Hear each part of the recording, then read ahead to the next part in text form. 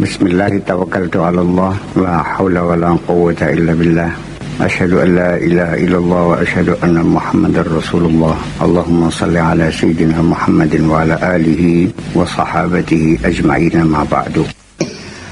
Di sini lalu kita terjebak menuduh Nabi tukang kawin. Sekalipun dia tidak menuduh, tapi karena dia berucap setelah kawin lagi dan saya tegur, bilangnya sunnah Rasul. Itu sama dengan menohok Kanjeng Nabi kok. Bahwa dia meyakini Nabi doyan rabi. Kawin maneng kok. Bocah bisa. Ini kan menjadi persoalan. Saya paham itu khususiyah atau tidak khususiyah itu di luar jangkauan pemikiran kemanusiaan. Itu mah muncul dari interpretasi yang berdasarkan secara eksklusif dalam umat Islam bahwa itu khususiyat. Tetapi ketika orang lain di luar melihat, yang nggak ada urusan, paham deh, yang rabinya rolas ya, iya kan? Tapi yang dalam sesaat itu kan 9, 12 kan bergilir. Bayangkan, ini artinya bahwa tidak bisa dihindari bahwa umat Islam pun hanyut dalam praduga Nabi tukang kawin. Karena sulit untuk mengatakan kebalikannya, bahwa Nabi bukan tukang kawin. Sulit membuktikannya. Ngurabine sang aja sama-sama. Pingrolas kawinnya, fakta mana yang Anda kemukakan? Bukan kondisi pada saat itu saja, sekalipun pada saat itu kondisi memang boleh. Ya kalau Nabi melakukannya berarti sama dong, ngejar nafsu juga kalau begitu mah. Makanya saya mengatakan berulang-ulang bahwa Nabi itu bukan tukang kawin. Kawinnya Nabi itu kawin politis. Paham belum? Kenapa kawin politis? Karena dulu networking, organisasi, belum ada partai politik, belum ada al-khitabus siyasi, belum ada visi dan misi. Semua perjuangan itu berkaitan dengan keluarga, kabilah. Nabi-nabi zaman dahulu selalu yarisuni wa yarisu min ali Yaqub. Rabbi habli min ladunka waliya yarisuni. Pengen anak yang meneruskan perjuangan kami. Itu kan dulu. Kalau sekarang mah nggak perlu, ya Allah aku pengen anak untuk melanjutkan perjuangan. Nggak perlu sekarang, udah ada organisasi ya secara profesional. Paham belum? Lamun kita diparing beli anak, bubar takon entah. Ya enggak dong. Ada organisasi, ada yayasannya, ada lembaganya. Apa negara ini harus keturunannya anak? Ya enggak dong, yang republik ya pemilihan. Dan juga manusia belum banyak waktu itu kan. Nah, kenapa kawinnya Nabi politik itu? Adalah untuk membuat jaringan kerja supaya kabilah-kabilah yang memusuhi itu jadi sedulur. Tidak Nabi jelang Kanjeng Nabi. Istri Nabi dari yang pertama, dari yang terakhir, semuanya janda. Betul nggak? Yang perawan hanya satu, itu pun hanya petetan. Karena disurung-surung akan ning bapaknya ki pengen jadi sedulur. Dan bapaknya itu sahabat terdekat dari awal perjuangan. Kepengen ada ikatan persaudaraan. Ya wis lah, mangga. Itulah dia Siti Aisyah. Dan saya menduga, mudah-mudahan dugaan saya benar, bahwa Siti Aisyah itu tidak pernah dijamah oleh Nabi kok. Hanya sebagai istri hiasan saja. Ini karena saking hormatnya saya kepada Rasulullah. Iya kan begitu? Dunia gak senok-senok beja. Ya Humairah, biaran di gedung baginya bocah ayu, bocah gemblong, bocah dinokon mereka. Yang masih bocah aja. Oke, itu satu. Sekarang saya punya alat bukti psikologis. Apakah Nabi tukang kawin? Ingat enggak? Uang bakat tukang kawin. Biasanya badogane gede. Satene 40 tusuk. Segane rong eblek urug maning. Orang tukang kawin selalu makanannya besar. Terutama adalah protein hayawani. Barang Kanjeng Nabi, nahnu qaumun la na'kulu hatta najua wa idza akalna la nasba'u. Kanjeng Nabi ku mangane cicik sedurunge warga mandeg kene namanya. Sekedar menghilangkan rasa lapar saja kok. Kontras ini nggak mungkin wong doyan kawin mangane cicik kok. Terus contoh nang jangan bakal beli blending utangnya jelas apa? Kayak kita kayak kita. Oke. Wong doyan rabi biasanya memanjakan istri saporete sing penting gelem njaluk apa dituruti kabeh sebenarnya. Sing penting gelem. Barang Kanjeng Nabi ngancame beli dia mata pegat. Kun tahu wong doyan rabi ku. Ini sampai sekarang nggak mungkin di tukang kawin kok. Iya tapi Kanjeng Nabi umur selawe kawin karo rangda 40 tahun kun ku tukang rabi kun ku. Ayo. Anak beli wong wadon sing ayu sing perawan sing demen Kanjeng Nabi. Akeh mengulang kasih wani barangnya meriang kabeh gini. Takut tidak diterima kan karena kewibawaan dan kehebatan Nabi luar biasa. Langka wadon sing menyatakan I love you langka. Bekai Nabi Yusuf dikepung-kepung Nabi Yusuf senten apa? Iya. Kenapa umur kawin dengan janda umur 40 tahun dan janda-janda 2 kali? Tukang kawin pun kok. Ya punya bukti dong. Sejak kapan Nabi kawin lagi? Dengan Khadijah murni hanya satu istri tercinta. Dia tidak pernah berpoligami. Khadijah meninggal umur 65, Kanjeng Nabi umurnya berapa? 50. Sewisa 50 nembe kawin maning. Kari wong doyan kawin kok awit umur pira? Beli mungkin wong jangan umur 50 kok. Wis kari loyo bek ngadil bicara kok. Maing bae. Perlu bukti ta. Masa seumur kita doyan rabi bengen lagi nom kah umur selawe ayo ngacak ngaldina mubeng sakempore pe kun gua yang badi kita harus melihat ini adalah studi psikologis kita ya kita harus paham seksiologi ini iya dan selalu seperti itu kita pahami jadi kita jangan melihat itu kan khususiat, itu namanya bukan jawaban. Itu yang buat orang jadi puas itu mah. Kita katakan inilah kondisinya seperti itu. Iya tapi siji mung siji sampai akhir hayat Khadijah itu tidak pernah dimadu. Dia suami yang setia. Ya. Ya itulah sebabnya bahwa Kanjeng Nabi mengangkat martabat wanita pada zaman itu membatasi 4 itu sudah luar biasa. Nggak mungkin pada zaman itu langsung tak 1, nggak mungkin, nggak akan bisa diterima oleh masyarakat pada zaman itu.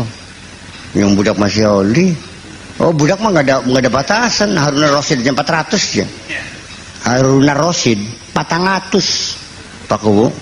Jawarinya itu 400. Nah menurut Sita ya, di kitab ini juga 400 budak ya, cewek-cewek sing ayu-ayu ku langkas sing bleg ketumblek mung siji arane Kholisah keedana dikira-kira sing aran Harun Rasid ki budak satu ini iya baru beli wong ireng geteng Kholisah ku dimana budak-budak sing Romawi sing Turki sing Eropa sing ayo beli kedelong kuon sing demen iku konon oh waya mati Kholisah mati nah lebih wadon ki ngadusi ning gelunge ki ana jimate kiye barang isi Harun Rasid mereka danan kira-kira wong ireng kenapa nang jadi jimat teku sampai saking dinggo Kholisah.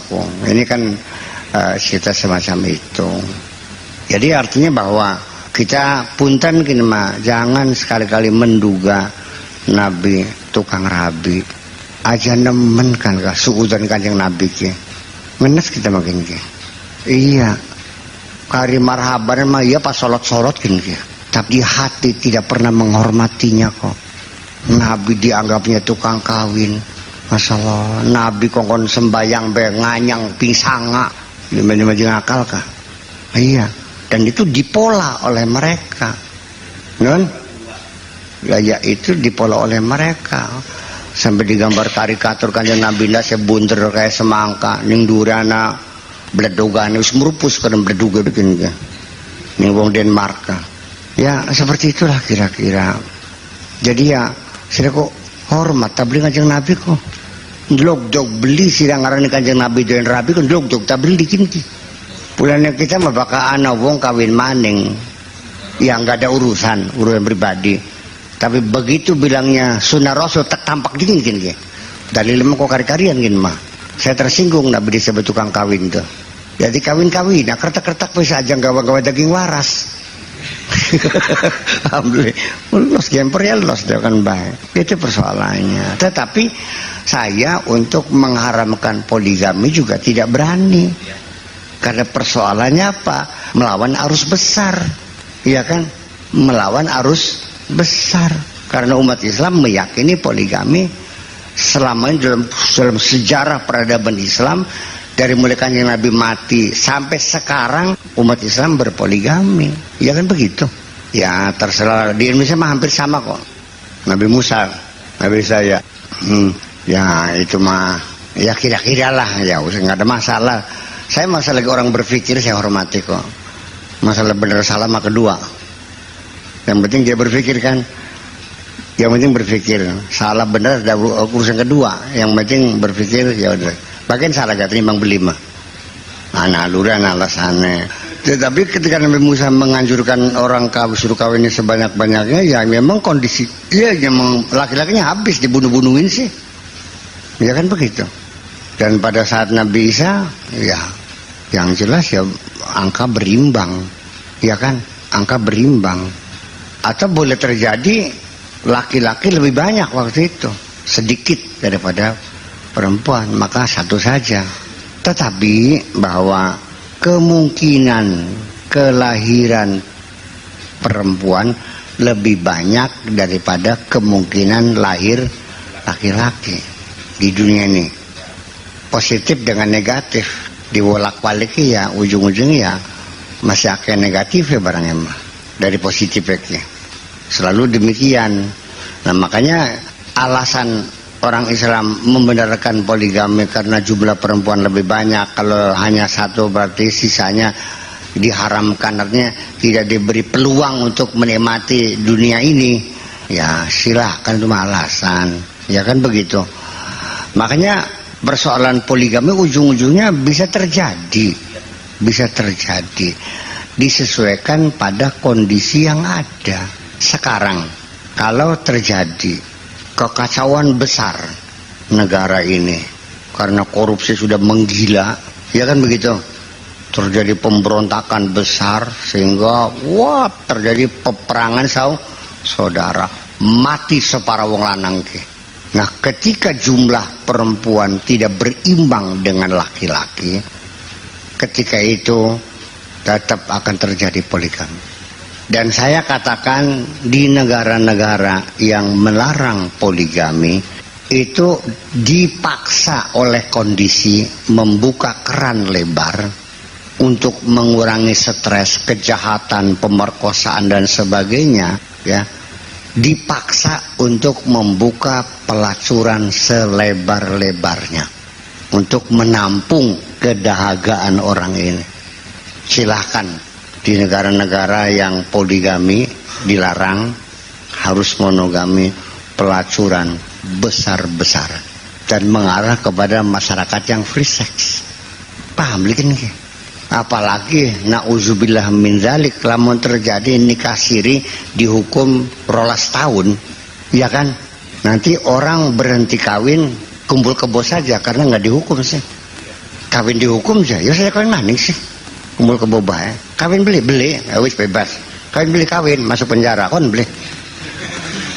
Makanya jawaban saya sangat sederhana. Saya setuju untuk ketertiban, untuk melindungi hak perempuan, nikah siri harus diselesaikan, dikriminalisasikan, dihukum. Setuju, silakan.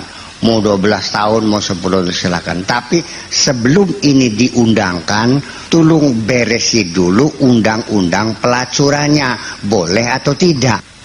Harus tegas, pelacuran hukum mati, rajam, ya kan gitu.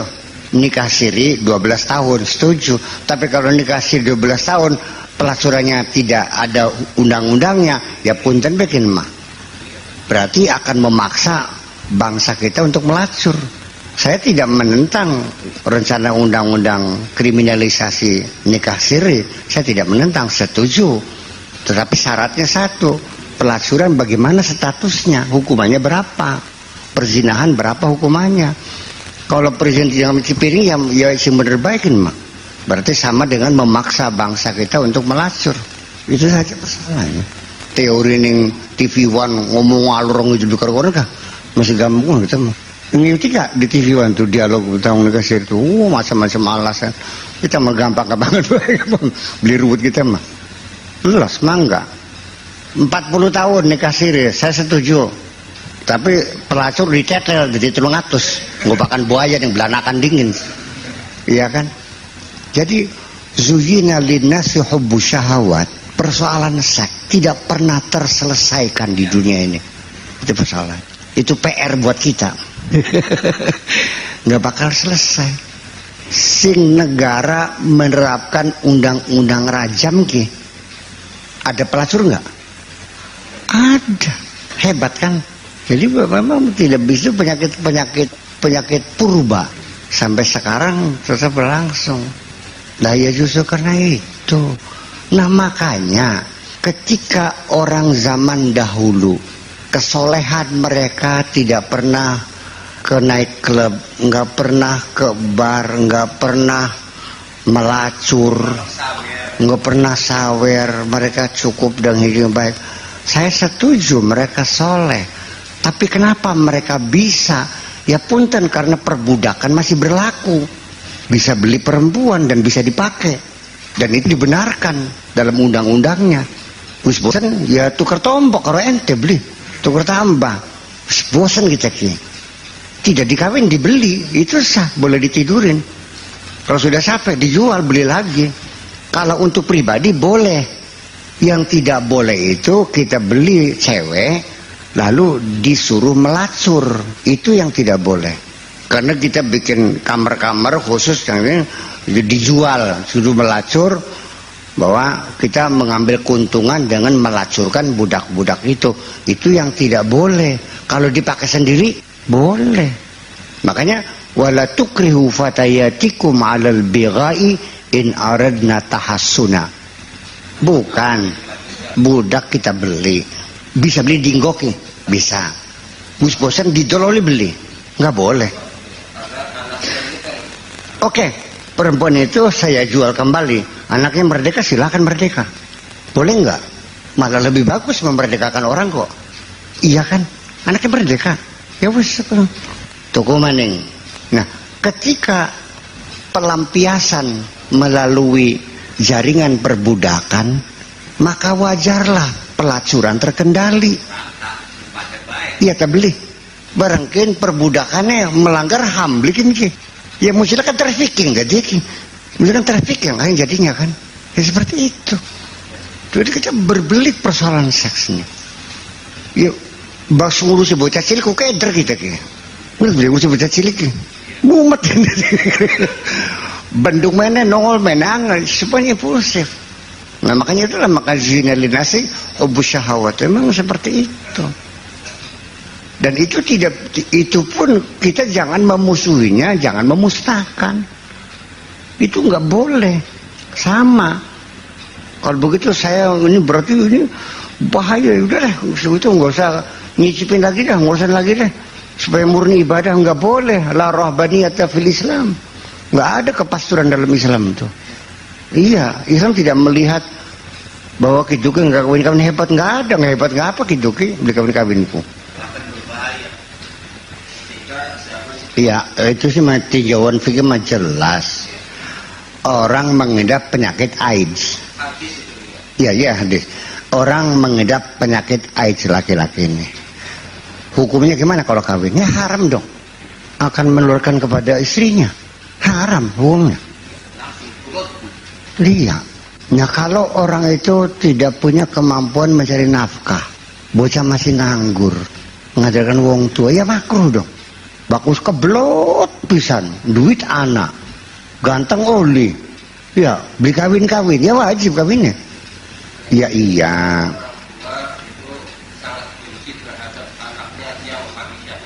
Ya iya ya, maksudnya yang dikatakan faman raghiba an sunnati falaysa min itu bukan wajib kawin. Bukan berarti orang yang tidak kawin itu bukan golonganku, bukan. Raghiba an sunnat itu bukan orang yang tidak mau kawin, bukan. Banyak aulia illah yang tidak kawin kok. Banyak ulama solehin yang tidak kawin, iya kan? Yang dibiskan faman raghiba an sunnat itu ialah orang yang tidak kawin-kawin tapi lembuk baik. Itu bukan umatku. Ngacur baik, demenan baik, dicakawin mong. Itu maksudnya. Artinya menikmati seksual tapi tidak mau kawin. Itu bukan umatku. Dan kemudian mana la rohbaniyata fil Islam itu tidak ada kepasturan, itu artinya tidak hebat orang itu tidak kawin. Yang bagus tuh nafsu seksual disalurkan secara benar. Itu aja persoalannya. Jadi tidak melarang orang uzubah, tidak melarang orang menduda terus, enggak juga. Artinya tidak menjadi satu butir penilaian kehebatan seseorang karena dia tidak kawin. Itu masalahnya. Jadi menilai kehebatan seseorang jangan melihat dari kawin atau tidak kawin, bahwa yang lebih hebat yang tidak kawin, ya tidak juga. Itu maksudnya arah kalimat. Makanya jadi kita menelusuri makna kalimat itu adalah mesti kita kembangkan batasan-batasannya. La ruhbaniyata fil Islam itu artinya bahwa Islam tidak mengakui kepasturan, itu artinya tidak menyatakan orang hebat karena dia tidak kawin.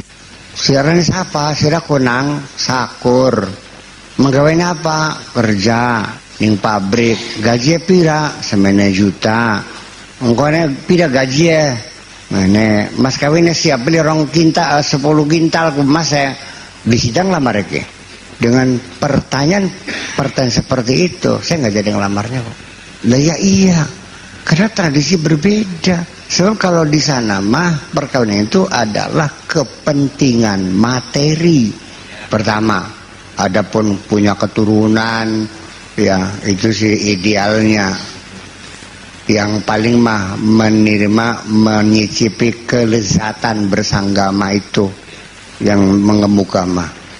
Jujur begini, silakan kepada orang anak-anak kita yang kawin. Ketika dia ingin kawin, coba kita buka otaknya. Saya yakin belum pernah terpikir dia pengen punya anak. Yang ada pengen nyicipi barang enak. Jujur ini mah, ini kan teori kita. Kalau saya kan secara psikologis saya melihatnya.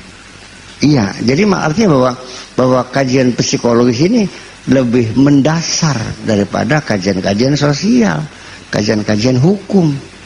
Hak apa? Iya. Kalau di sana sebelum bapak itu menjadi hukum. Hak asuh ng bapak. Iya, nanti kan terjadi perceraian. Enggak no. Hak asuh itu di ibu, tapi kewajiban nafkah tetap melekat pada suami. Di pengadilan nggak bisa dimenangkan bahwa ibu punya hak asuh, no, bukan bapak gimana ngasuhnya. Enggak dong. Hak asuh pada ibu. Nah suami hakul hadon itu pada ibu. Bapak berkewajiban memberi nafkah kepada anaknya. Ibu mah nggak ada kewajiban apa, tetap kewajiban nafkah melekat pada suami. Istri nggak punya kewajiban nafkah. Saya kira mungkin seperti itu. Jadi artinya sekali lagi begini, ini rumit sekali persoalannya. Ini persoalan-persoalan dunia, ya kan, yang membuat kita terlena, nggak pernah ingat Allah, melupakan akhirat. gara-gara merasakan kenikmatan sekejap itu. Saya kalau tidak salah, saya lupa di kitab apa yang saya baca, tetapi lezatnya bersanggama itu adalah merupakan bocoran sorga, setetes nikmatan sorga turun ke bumi. Itulah lezatnya bersanggama, itu setetes kenikmatan sorga yang tidak ada rasanya langka bosan-bosannya kecuali bakal kena kencing manis. Ya kumah. Tapi ingat, secara psikologis lagi, orang yang sudah kena kencing manis, yang sudah tidak berfungsi, sudah impoten, bukan impoten ya, impoten, artinya sudah tidak bisa berfungsi, dalam pikirannya masih segar barang emah ngantel beli, nggak pernah pudar. Sampai sing melakukan di share bertang memenyon nggak, masih segar dalam pikirannya membayangkan itu. Paham bikin ke? Jangan dikiranya enggak, masa masih senang, masih bisa membedakan cantik dengan tidak cantik sih, masih bisa merasakan keseksian seseorang, masih bergetar jiwanya masih. Ya yang saya beli jalan be barang emak, tapi masih getar jiwa masih ada, nafsu masih ada. Ya kok naranya nafsu banteng tenaga.